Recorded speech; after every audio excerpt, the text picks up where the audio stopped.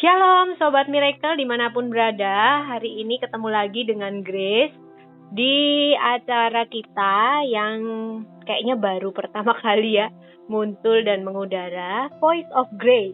Dan Miracle Radio Solo ini From Solo to the Nation akan mengudara 24 jam. Dan khusus untuk acara ini kita akan bersama-sama selama 1 jam ke depan.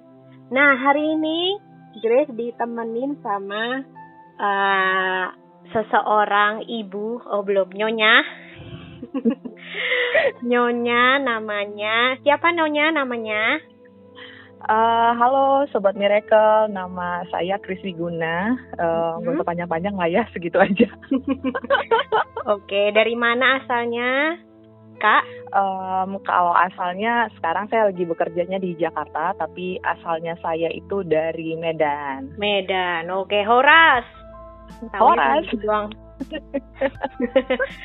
Ya, gini, kalau gitu kita langsung aja ngobrol-ngobrol sama Kak Kris yang sudah meluangkan waktunya sore hari ini. Nah, Sobat Miracle pasti penasaran Voice of Grace ini ngapain gitu ya. Nah, kita ngobrol-ngobrol sama beberapa teman-teman yang ada di nanti akan seluruh Indonesia. Terus ada dari berbagai macam sektor pekerjaan atau profesi. Nah, kita bisa dapat tips-tips atau pengalaman yang kita juga bisa terapkan dalam kehidupan kita. Nah, khususnya kalau saat ini sama Kak Kris nih. Kakak itu kerja di mana sih? Kalau saat ini saya bekerjanya itu di bidang shipping ya. Jadi kalau lebih mudah dimengerti itu bidang yang menangani tentang ekspor impor barang. Jadi yang masuk dan keluar dari Indonesia. Gitu sih. Jadi kelasnya bukan dalam satu negara tapi antar negara. Seperti demikian ya. Oke. Kantornya ada di Jakarta ya, Kak? Iya, kantor kita ada di Jakarta. Kita punya beberapa cabang juga di Indonesia. Oh, di mana aja? Tapi, itu ada di Belawan. Biasanya kita di pelabuhan yang pasti bisa masuk untuk kapal-kapal besar. Karena kan kita itu ekspor impornya memakai kontainer atau peti kemas ya. Jadi jadi kapalnya itu bukan seperti kapal penumpang yang bisa dilihat, tapi itu kapal-kapal yang gede-gede tuh yang mendukung program Pak Jokowi untuk membuat tol laut. Nah, ini kita salah satunya. Jadi kita itu ada di Belawan, ada di Jakarta sudah Semarang, kita ada di Surabaya, terus ada juga beberapa port-port lain di Indonesia, tapi itu biasanya kita pakai partner gitu. Jadi nggak semuanya punya kita, jadi join gitu. Oke, jadi kalau kelasnya ketek gitu, rakit nggak masuk ya, Kak? Mungkin masuk, tapi mungkin bawa spare part-nya aja ya. Oh ya, baiklah. Oke, perusahaan shipping kita, radio ini kan ada di Solo. Jadi kita tuh nggak mudeng, nggak ngerti yang dunia perkapalan karena kita nggak deket laut kan. Nah, apa aja yang dilakukan oleh perusahaan shipping ini? Berarti kontainer-kontainer tuh ngapain? Sewa, jual, beli atau gimana? Macam-macam. Kalau saya spesialnya itu untuk menyewakan. Jadi misalnya nih si Grace punya barang yang kita mau angkut ke luar negeri, tapi membutuhkan 1 kontainer. Jadi sistemnya langsung sewa 1 kontainer gitu. Tapi kalau misalnya si Grace ternyata mau beli kontainer kita nih untuk dipakai, misalnya kan banyak nih sekarang lagi tren ya untuk bikin kantor, untuk bikin rumah kayak begitu yang dari kontainer kita juga menyediakan gitu. Cuman bukan bagiannya di departemen saya aja gitu sih. Oh gitu. Jadi itu fotokopi kontainernya gampang ya, Kak ya? Kalau memperbanyak beranak gitu gampang. Iya gitu. Cuman kebetulan sekarang lagi sulit kita untuk kontainer. Cuman ya dalam nama Tuhan Yesus ya, manakala orang lagi resepsi kan kita harus resepsi ya. Amin. Gitu. Jadi makanya kondisi kontainer kita walaupun sebenarnya harusnya nggak banyak gitu, tapi kita justru kayak ini aja, jadi kayak kekurangan kontainer karena permintaannya tinggi sekali gitu. Jadi ini merupakan salah satu perusahaan yang most wanted gitu ya di Indonesia atau di dunia gitu ya? Iya, jadi kan karena kita ini multinational company, jadi misalnya bergeraknya itu kan juga untuk melayani dari dan keluar Indonesia ya, dan karena kebetulan perusahaan ini itu salah satu perusahaan yang terbesar nomor 3 di dunia. Nomor 3 di dunia gitu. Jadi kita itu service levelnya memang udah sampai melayani setiap port yang ada di dunia ini. Ada beberapa yang tidak dilayani itu mungkin karena alasan politik ataupun alasan bilateral dari negara kita gitu, atau dari negara Prancis, karena memang kebetulan perusahaan ini bisa disebut mereknya ya. Jadi ini perusahaan ini memang perusahaan milik Prancis begitu. Prancis, oke. Berarti semua pegawai atau stafnya itu apakah harus bisa berbahasa Prancis? Kalau untuk bahasa Prancis enggak ya, karena memang kan bahasa kita untuk berbicara, berkomunikasi itu kan pasti international language-nya kan memang bahasa Inggris gitu ya, bukan bahasa Prancis. Tapi kalau misalnya ada Sobat Miracle yang bisa berbahasa Prancis, mungkin akan lebih diuntungkan untuk bisa bekerja di sini. Diutus ke sono gitu. Atau gimana? Kenapa? Diutus ke sono atau ngurusin bos Prancisnya? Macam-macam, tergantung nanti Tuhan tempatkan di mana. Kalau misalnya ternyata berkatnya bisa melayani kita langsung dari head office kita yang di Prancis, kenapa enggak gitu ya. Jadi ya sebenarnya kesempatan yang baik mungkin untuk Sobat Miracle yang belum tahu ternyata bisnis di dunia ini itu macam-macam. Salah satunya mungkin belum familiar ya sama yang kita punya shipping seperti ini. Memang hanya terbatas yang biasanya taunya kan kita pokoknya pergi ke supermarket ada semua barang-barang yang kita mau. Benar. Ya. Tapi ada orang-orang yang seperti kami yang memang bekerjanya untuk menyuplai kebutuhan gitu ya, walaupun kita hanya untuk memindahkan nih gitu. Karena kan ada firman Tuhan berkata kekayaan bangsa-bangsa kan akan dipindahkan ya. Betul. Buat kita. Nah, mungkin kita sarananya. Oh gitu ceritanya. Baiklah. Kita ngobrol sama transportasi sekarang ya berarti. Oke, pertanyaan berikutnya Kak. Itu Kakak sudah di perusahaan ini apakah sejak lulus kuliah terus langsung masuk atau udah pindah-pindah gitu? Berapa lama udah kerja di sini? Kalau kebetulan saya sekolahnya itu related ya sama pekerjaan ini. Jadi memang saya sekolahnya di logistik untuk supply chain. Lalu baru saya tahu juga ada jurusan kuliah itu Kak. Oh ada, itu nama kampus saya dulu Politeknik Pos Indonesia gitu. Kalau itu boleh di-announce ya. Itu buat teman-teman yang memang pengen coba nih bidang pekerjaannya saya seperti apa, itu ada sekolahnya, sekolah teorinya itu ada di sana. Di UI juga setahu saya juga sudah buka, dan di ITB ya itu namanya jurusannya supply chain gitu. Nah nanti di sana kita akan belajar semua seluk-beluknya dari shipping ini gitu. Jadi sebenarnya shipping ini hanya sebagian kecil dari pelajaran yang saya terima dulu. Nah itu dan itu banyak sekali. Jadi kalau mau tahu detail rantai supply itu seperti apa, itu boleh coba. Nanti siapa tahu kan bosan ya, cita-cita jadi apa, dokter lagi gitu, polisi lagi, presiden itu kayak too common gitu. Jadi boleh coba gitu loh, maksudnya biar sesuatu yang berbeda. Jadi emang dulu cita-citanya Kakak apa? Kalau saya itu anaknya kebetulan banyak mau ya Ci. Anaknya berubah-berubah. Setahu saya di Medan itu nggak ada port juga, atau ya kebetulan adanya danau. Iya betul, adanya danau. Tapi kebetulan saya itu tumbuh besar di lingkungan perusahaan yang dulu tempat ayah saya bekerja itu memang dari sananya sudah sering dari kecil itu melihat kontainer gitu. Jadi memang sudah tertarik dengan kontainer. Dan memang kita pada saat pemilihan sekolah juga kebetulan ada yang menawarkan, ya kenapa enggak dicoba gitu ya. Memang struggling awalnya karena bagi orang tua yang cenderung agak konservatif ya istilahnya Ci ya, yang pengennya anaknya yang udah dunia kenal ini apa sih bidang gitu kan. Ini sangat baru gitu ya. Iya, jadi kayak anaknya kalau punya terobosan tuh kayak, aduh nanti bisa sukses nggak ya ke depannya, itu kan kekhawatiran ya. Tapi ya percaya aja kalau berjalan bersama Tuhan ya itu pasti ujungnya itu from glory to glory ya. Slogannya udah mulai keluar ini ya, oke. Iya betul, jadi saya sekolah di situ, lalu saya lulus dari sana memang langsung bekerja gitu. Jadi sebelum lulus juga saya sudah bekerja itu di perusahaan forwarding, jadi ya similar sama ini, tapi dia tidak provide untuk kapal, hanya jasa pengurusan saja. Nah, selesai dari situ saya sekitar 4-5 tahun di perusahaan forwarding. Nah, saya pindah ke sini gitu. Jadi untuk karirnya yaitu yang memproduksi kontainer dan kapalnya gitu. Jadi lebih jelas servisnya gitu. Oke, sebelum melanjutkan kita mau jeda dulu. Ada sebuah pujian yang akan kita dengarkan bersama. Dan tetap jangan kemana-mana, tetap di Miracle Radio Solo, from Solo to the Nation. Ya, kita lanjut lagi. Ada di programnya Voice of Grace, Miracle Radio Solo, from Solo to the Nation. Dimana tadi udah punya gambaran kan, Sobat Miracle, ada pekerjaan yang melibatkan kotak-kotak besi yang keluar masuk negara.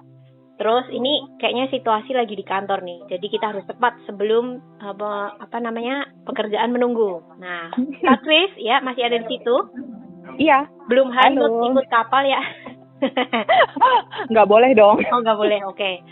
Kak, itu udah kerja 11 tahun kabarnya ya? Kok lama banget sih, betah amat? Nggak berminat untuk kerja di tempat lain gitu Kak? Karena kan tadi total pekerjaan saya di sini sebenarnya baru 5 tahun ya, 5 masuk ke 6 tahun nanti bulan Februari gitu. Jadi sebenarnya karena mungkin kita kerjanya passionnya di situ, jadi sebenarnya nggak ada istilah bosan sih. Iya, karena memang setiap hari itu challenging. Jadi teman-teman Sobat Miracle itu nggak akan ngalamin yang namanya bosan di sini karena setiap hari itu pasti beda challenge-nya. Gitu, ada aja isunya dan kamu setiap hari itu akan komunikasi dengan orang yang berbeda-beda gitu dan dari seluruh dunia. Jadi tempat yang sangat bagus bagi orang yang suka bergaul dan suka belajar banyak hal gitu karena setiap hari kamu akan mendapatkan hal yang berbeda di sini. Oke. Gitu. Berarti ngobrolnya lewat apa nih Kak? Lewat tertulis atau telepon atau gimana? Kita medianya ada media email untuk elektroniknya dan telepon karena sekarang kita lagi working from home ini sebesar 70%. Jadi kita menggunakan juga ada Microsoft Teams gitu untuk kita bisa chatting atau kita akan meeting dengan customernya di berbagai negara gitu kan. Jadi di Indonesia juga, jadi nggak terhalang gitu aja. Oke. Berarti perusahaan ini juga kena efek pandemi ya Kak ya? Nah, efeknya apa aja nih ke perusahaannya? Kalau efek pandemi buat kita itu kayak tadi saya bilang ya, kita itu efeknya bukan efek buruk gitu ya. Efeknya sangat baik. Sangat baik sekali karena memang tahun 2020 aja kita closing dengan increasing itu lebih dari 200%. Luar biasa. Luar biasa ini ya. Ada sahamnya nggak ya Kak?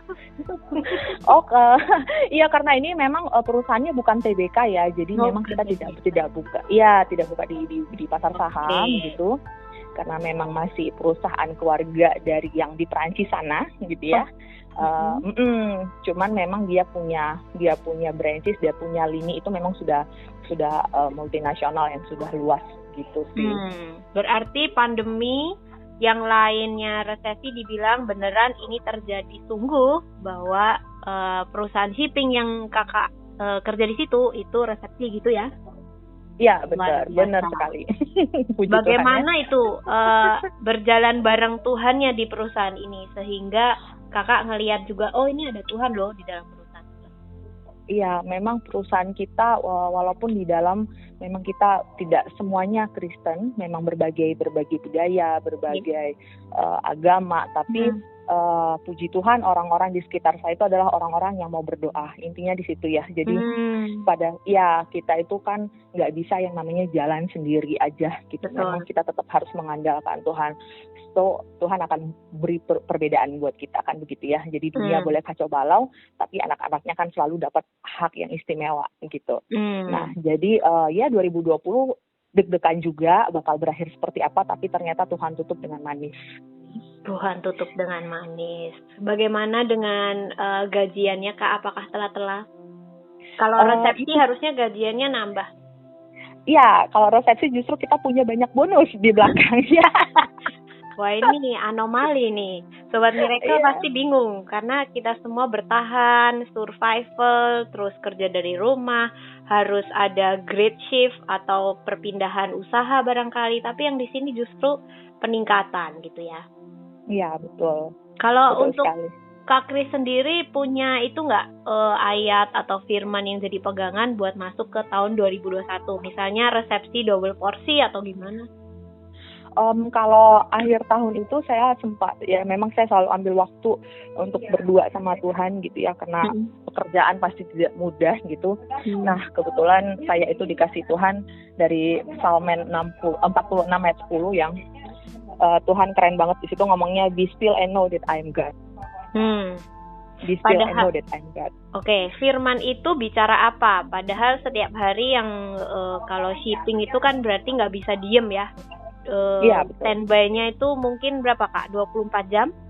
Ya, karena saya kebetulan ngurusinnya itu untuk VIP account-nya dari perusahaan ini, jadi memang kita harus standby 24 jam untuk ngelayanin customer kita untuk worldwide gitu. Jadi ayat ini benar-benar jadi rema buat saya, karena walaupun tadi dibilang oh ini resepsi segala macam, tapi percayalah untuk melalui itu semua itu tetap aja ketar-ketir, deg-degan gitu, tantangannya nggak mudah gitu ya. Pada saat kita mau diberkati itu kan pasti ada aja yang ngalangin gitu. Jadi saat saya merasa ketakutan, kayaknya nggak pede, apa ini bisa achieve atau bagaimana. So God said that be still that I'm God. So itu keren banget kan, kayak ya udah saya sudah punya Tuhan gitu. So what? 2021 so what? Lo so what katanya. Sobat Miracle, so what 2021. Harus dicontoh iman yang seperti ini ya. Nah, kalau dari Kak Kris sendiri, selain kerja, itu kan juga ada misternya di rumah. Nah, saya dapat bocoran itu karena sudah berkeluarga. Nah, gimana kalau jaga-jaga buat perusahaan tuh 24 jam? Nah, suaminya? Nah itu dia, memang makanya jodoh itu pun harus diminta dari Tuhan ya. Jadi dari awal itu memang sudah harus tahu bahwa memang istrinya semacam koboi ya. Jadi memang harus sangat susah membagi waktu, tapi ya namanya kita sebagai istri kan harus tunduk kepada suami gitu. Jadi pada saat suaminya bilang diem dulu gitu, kita memang harus nurut walaupun perusahaan ngomong ABC. So kita harus punya kompromi di situ gitu. Jadi nggak boleh kamu memang bekerja tapi kamu jadi ngorbanin keluarga, itu nggak bener. Tapi kamu juga nggak bekerja sama sekali, itu juga nggak bener gitu. Berarti kalau Kak Kris itu di Jakarta terutama ya, karena di sini kan terbiasa suami dan istri semuanya bekerja. Nah kan mungkin Sobat Miracle ada yang istri tapi ada di rumah. Mungkin bisa berbagi apa yang bisa dilakukan kalau memang mengurus rumah tangga dan tidak menjalani profesi seperti Kak Kris. Kalau saya memang kebetulan tidak bekerja ya Sobat Miracle, jadi ya cuman saya itu selalu percaya bahwa semua orang itu kan hidup harus bekerja gitu. Jadi dan kita itu semua punya talenta. So look up to yourself gitu ya, lihat sebenarnya kamu punya talenta apa yang emang mungkin udah lama gitu, namanya ibu-ibu ya, ngurus anak, ngurus suami, lupa nih siapa identitas dirinya gitu. Jadi you have to remember who you are gitu ya, kamu harus tahu dirimu siapa dan kenali talentamu itu diberikan Tuhan apa. Kalau kayak saya, kalau boleh cerita sedikit, itu memang di luar pekerjaan ini karena saya memang suka memasak. Itu beberapa kali teman-teman minta dimasakin teri lah, dimasakin apa, itu memang saya coba lakukan. Ya karena itu bukan berarti semata-mata uangnya, tapi saya itu selalu melakukan apapun yang saya suka. Sehingga kalau saya suka sama bagian memaksimalkan talenta tadi ya. Iya benar, karena kenapa enggak gitu kan, memang saya suka masak dan teman-teman saya ternyata cocok dengan rasa masakan saya, kenapa enggak gitu sih. Berarti pesannya untuk para misalnya ibu rumah tangga yang hanya di rumah, enggak harus langsung terus kerja keluar, tapi di rumah pun bisa melakukan pekerjaan, termasuk sebenarnya mengurus rumah tangga itu juga pekerjaan ya Kak ya. Tapi kalau ada pelebaran talenta juga mengapa tidak, begitu kan? Mengapa tidak, benar. Tapi jangan sampai dilalaikan lagi ya keluarganya, maksudnya. Ini kata Miracle kemarin kita bisa bekerja, tapi tetap harus ada norma-norma dalam rumah tangga yang kita bertanggung jawab terhadap Kristus. Gitu tuh nggak boleh lupa. Oke, sip. Terima kasih tipsnya untuk yang ibu rumah tangga. Nah, kita mau jeda lagi dulu, tetap berada di stasiun yang sama, Miracle Radio Solo. Kita akan kembali setelah pujian yang berikut ini. Ya, Sobat Miracle, masih bersama dengan Grace dan Kak Kris yang kita sudah masuk ke segmen yang ketiga. Dan tadi sudah diceritakan soal pekerjaannya, terus soal keluarganya. Habis itu sekarang soal pelayanan. Nah, kalau Kak Kris sendiri, itu pelayanannya seperti apa? Kebetulan saya itu terlibat pelayanan di paduan suara karena memang ini kedengaran nggak suara saya bagus? Kedengaran. Aduh, waduh ya. Tadi katanya hobi masak, tapi kenapa sekarang bilang nyanyi? Iya, karena kan itu namanya memaksimalkan potensi tadi gitu. Jadi kalau memang potensinya banyak gitu dan dipakai untuk kemuliaan Tuhan kan nggak ada yang salah ya. Oke, baik. Iya, jadi memang saya dari kecil memang hobi nyanyi, so saya memang lebih memfokuskan diri untuk melayani di bagian paduan suara gitu. Tapi juga saya nggak menutup pintu kayak cuma udah di situ aja, enggak. Tapi setiap kali ada kesempatan pasti saya akan ambil. Ini contohnya Cik Grace ini ya suka hubungin saya kalau misalnya ada yang kita harus bantu gitu, either anak-anak atau orang yang tidak mampu atau kita harus keliling, harus doling, harus apa, saya berusaha sebisa mungkin memberikan waktu saya yang terbaik buat Tuhan untuk melayani di luar dari pekerjaan saya. Gitu. Oke, berarti kalau ada pelayanan yang keluar, ada pelayanan yang ke dalam, yang sebenarnya tidak terlihat oleh siapapun. Nah, itu termasuk di dalam kehidupan doa atau juga termasuk pujian penyembahan gitu ya. Ruang pribadi yang tadi Kak Krisnya cerita, ada waktu berdua dengan Tuhan. Nah, boleh diceritakan sedikit soal kehidupan doa supaya kasih motivasi atau inspirasi buat Sobat Miracle yang lain untuk memulai atau memperkuat kehidupan doanya.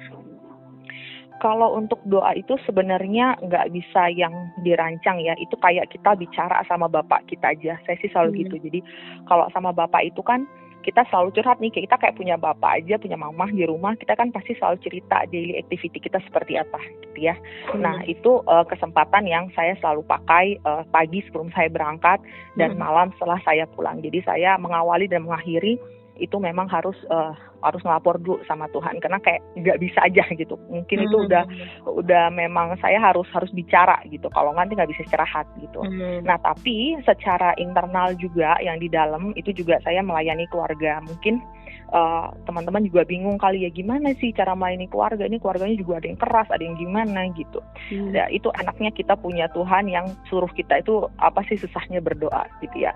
So biar Tuhan lakuin jobnya sebagai Tuhan yang maha kuasa yang bisa merubah segala sesuatu dan even melembutkan hati keluarga kita mungkin, tapi bagian kita itu tetap harus kita lakukan sebagai pendoa gitu loh, sebagai pilar untuk rumah kita. Jadi nggak usah ragu-ragu karena waktu itu saya pernah dengar ya dari Kak Andi gitu ngomong ke saya dan itu buat saya tuh kena banget gitu. Nah, suaminya Cik Grace kalau yang belum tahu itu pernah bicara sama saya dan itu bagi saya kena banget. Saya bahkan nggak sadar kalau saya itu memang mengambil bagian di dalam keluarga saya itu untuk memilih saya sebagai pilar gitu. Jadi saya mengajukan diri ke Tuhan sebagai pilar gitu. And itu benar-benar berdampak buat keluarga saya. So pada saat Tuhan cover saya, Tuhan juga pasti cover keluarga saya. Gitu. Kalau boleh tahu, kalau hobi bicara seperti ini, emang Kak Kris tuh panggilannya apa sih? Kalau dari 6 panggilan kita ngomongnya. Kalau dari 6 panggilan ya macam-macam ya. Karena aku sebenarnya nggak membatasi diri Tuhan mau pakai saat ini jadi apa gitu. Semua tapi ada memang, di kita, cuman yang menonjol 1 atau 2. Ya, kalau yang menonjol itu mungkin panggilannya itu pilar ya sama tentara kali ya, karena saya itu orangnya bagian perang ya, karena kelihatan ya saya cerewet sekali gitu, jadi memang agak galak sama orang Batak seperti ini, mungkin kalau memang kalau mengenal dirinya, makanya penting untuk mengenali diri teman-teman Sobat Miracle. Kita bisa ketemu sebenarnya kita itu ditempatkan Tuhan lebih kemana gitu. Jadi memang saya itu lebih ke pilar sama memang untuk tentara. Jadi karena memang bagiannya itu perang ya gitu. Ya. Jadi perang sama yang nggak kelihatan dan yang kelihatan. Oke. Kalau yang pilar tadi udah diceritain sedikit dari keluarga juga untuk menopang di perusahaan ini karena bagaimanapun anak Tuhan ditempatkan Tuhan di mana ya jadilah terang di situ. Kalau yang tentara sekarang Kak, ceritain dong pengalaman bareng Tuhannya. Kalau yang tentara itu memang ngeri-ngeri sedep ya, karena kan memang tidak semua orang punya karunia yang seperti Tuhan beri kepada saya gitu. Nah, karena saya bisa berkomunikasi sama hal yang tidak bisa dikomunikasi oleh manusia biasa gitu ya. Jadi memang spesial berjalan bersama Tuhan. Jadi kalau ada acara dari gereja atau dari teman-teman atau dari kita itu mudeng banget sama urusan berita dan segala macam, itu memang kita bagiannya memang untuk perang gitu. Jadi untuk perang dan segala macam. Nah, kita itu kalau saya sih pengalamannya itu waktu untuk ini ya, untuk negara waktu itu kita mau pilpres dan segala macam, itu kan memang kita diinstruksikan untuk kita tetap anak Tuhan berdiri untuk bangsa gitu. Nah itu kita memang perang. Jadi saya pernah waktu itu ajak suami saya untuk kita doling keliling daerah-daerah yang mungkin akan berpotensi gitu, misalnya terjadi kerusuhan atau apa, dan kita ya gitu melakukan doling dan kita perang di situ gitu. Memang karena suami saya bukan panggilnya di situ, jadi hanya cukup memantau saya gitu ya. Jadi bagian saya yang berdoa dan ya begitu gitu. Jadi agak susah diterangkan, tapi memang untuk panggilan ini memang benar-benar spesifik gitu ya. Dan saya itu sebenarnya punya karunia yang orang lain nggak punya, itu karena saya bisa merasakan sign tertentu gitu. Sign tertentu dan itu saya pernah ngerasain pertama kali itu waktu tsunami di Aceh gitu. Jadi malamnya saya dapat penglihatan dari Tuhan. Itu paginya kejadian gitu. Dari situ saya tahu bahwa saya dipakai dengan spesial. Jadi kalau saya dikasih sign, itu waktunya saya berdoa gitu. Bukan waktunya saya malas-malas nih. Waktunya saya perang, itu waktunya saya ambil waktu untuk mengisi cawan doa gitu sih. Oke, berarti ada banyak PR kalau seseorang itu dikasih talenta sama Tuhan, juga titipannya banyak. Nah, ya, betul. Untuk Kak Kris sendiri ini, apakah ada yang teman-temannya misalnya atau adiknya dari keluarganya sendiri yang juga diwariskan atau dimulai diajarkan seperti apa yang sudah dilakukan oleh Kak? Kebetulan sobat mereka akan sudah akrab dengan Edwinus ya, yang juga siaran di Miracle, itu adik saya gitu. Ya, jadi kita sekeluarga memang tidak tumbuh di keluarga Kristen yang memang dalam tanda kutip taat ya. Jadi orang tua saya masih pergi ke gereja itu yang kayak ya Kristen kumat lah kalau kata orang gitu ya, atau Kristen kapal selam, name it gitu. Cuman kita anak-anaknya memang sepakat untuk berdoa, dan puji Tuhan memang terjadi pembalikan keadaan gitu. Dan itu surprisingly memang benar-benar kuasa doa itu luar biasa. Nah, adik-adik saya ini sebisa mungkin memang saya ajarkan untuk nyontoh apa yang saya lakukan yang benar, ya kan. Jadi mereka bisa lihat dan mereka contoh gitu. Dan mungkin karena saya orangnya sedikit keras ya, boleh dicek and recheck nanti sama Winnes kerasnya gimana gitu. Tapi saya selalu pengen adik-adik saya itu berada di koridornya Tuhan gitu. So saya coba, mereka akan mengenalkan mereka begitu. Saya coba mengenalkan, tapi perkara untuk melanjutkan seperti apa itu urusan dewe-dewe sama Tuhan gitu lah. Oke.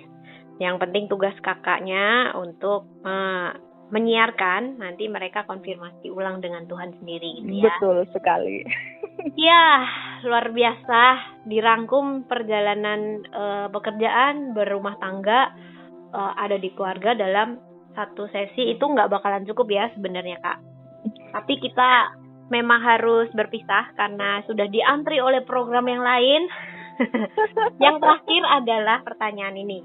Pesan dari Jakarta apa dong buat Sobat Miracle dimanapun mereka berada, yang kayaknya sekarang kan karena radio streaming bisa didengerin di seluruh Indonesia, terutama dalam masa pandemi ini. Pesan dari Jakarta, tetap ikutin protokol kesehatan ya. Kita jalur merah kayaknya udah hampir sulit menemukan orang yang tidak terkena justru sekarang gitu ya. Jadi tetap tolong patuhi protokol kesehatan dimanapun, kayak merasa oke ini lingkungan saya, tapi no, itu harus protokol kesehatan nomor 1. Dan tetap semangat, tetap mengandalkan Tuhan. 2021 tidak akan mudah, tapi kalau kita mau berjalan bersama Tuhan, kita nggak terasa sampai di ujungnya, dan kita akan lihat ke belakang bahwa penyertaan Tuhan itu dari kemuliaan menuju kemuliaan. Amin. Amin.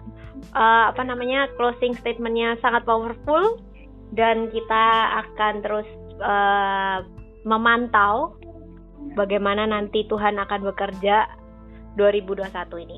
Oke Kak, terima kasih ngobrol-ngobrolnya. Nggak kerasa udah hampir 1 jam bersama dengan Kak Kris di sini. Kita ketemu lagi di segmen yang berikutnya dari Voice of Grace. Dan setelah ini akan ada partner saya yang lain untuk melanjutkan program siaran hari ini. Tetap semangat, tetap berdoa untuk bangsa dan negara kita. Dan shalom. Shalom.